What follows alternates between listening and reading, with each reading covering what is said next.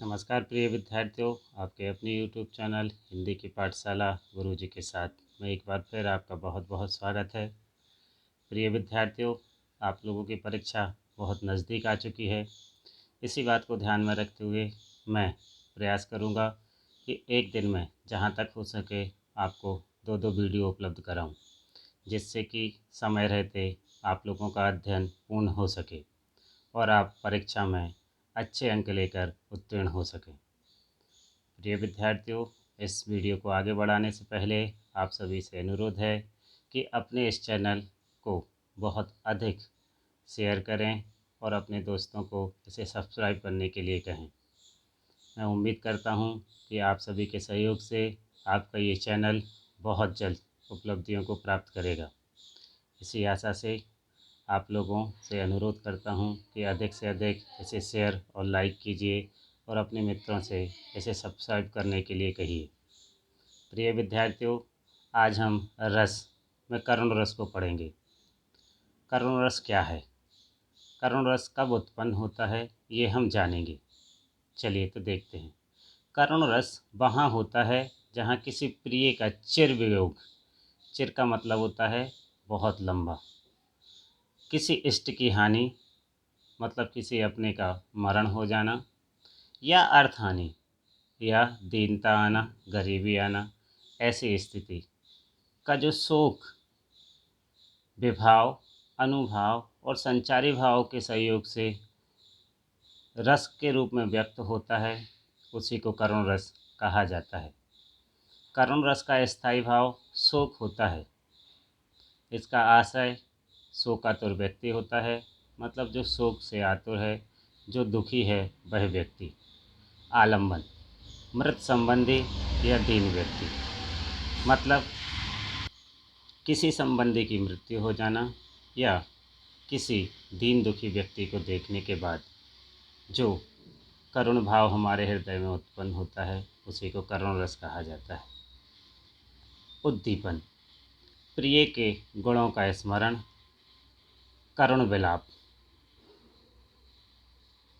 प्रिय विद्यार्थियों, जब कोई हमसे बिछड़ जाता है तो हम उसको याद करते रहते हैं, उसके दुख में दुखी होते रहते हैं, रोते रहते हैं। यही उद्दीपन का भाव जागृत करता है। अनुभाव अश्रु मतलब आंसू आना, प्रलाप, विलाप, भाग्य को कोसना आदि, ये सारे के सारे इसके अनुभाव हो सकते हैं। संचारी भाव गिलानी मतलब दुख, बुरा लगना, घृणा होना, चिंता, विषाद, स्मृति आदि। चलिए हम एक उदाहरण के माध्यम से करुण रस को समझते हैं। पहला उदाहरण, अभी तो मुकुट बंधा था माथ, हुए कल ही हल्दी के हाथ, खिले न थे लाज के बोल, खिले बिना चुंबन शून्य कपोल, हाय रुक गया यही संसार, बना संदूर अंगार।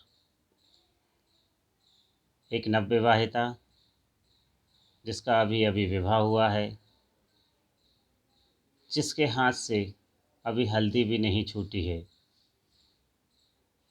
वह अपने प्रिय से दो प्यार के शब्द भी ना बोल पाई है और इससे पहले ही उसका प्रिय मृत्यु को प्राप्त हो गया है। इस स्थिति में जो दुख उत्पन्न हो रहा है वह करुण का भाव होगा, अर्थात वह करुण रस होगा।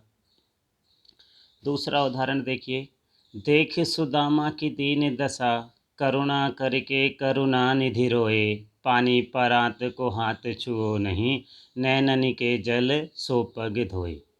ये उस समय की बात है जब सुदामा अपने मित्र श्री कृष्ण से मिलने द्वारका गए हुए हैं।